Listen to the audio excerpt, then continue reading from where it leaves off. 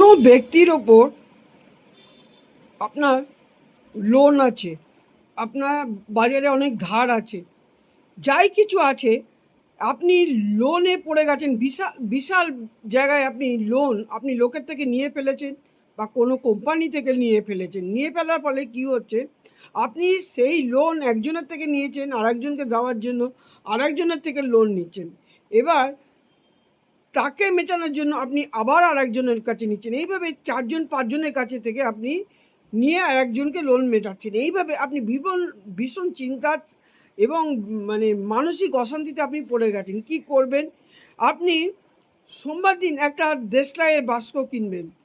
দেশলাই থাকবে। দেশলাইয়ের বাস্কের মধ্যে আপনি রাত্রিবেলায় কিনে আনবেন।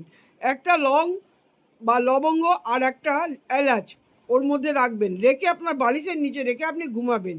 পরের দিন স্নান করে আপনি শিব মন্দির, হনুমান মন্দির বা বজরংবলীর মন্দির বা শনি মন্দির, এই ৩টে মন্দিরের মধ্যে যে কোনো একটা মন্দিরে আপনি ওই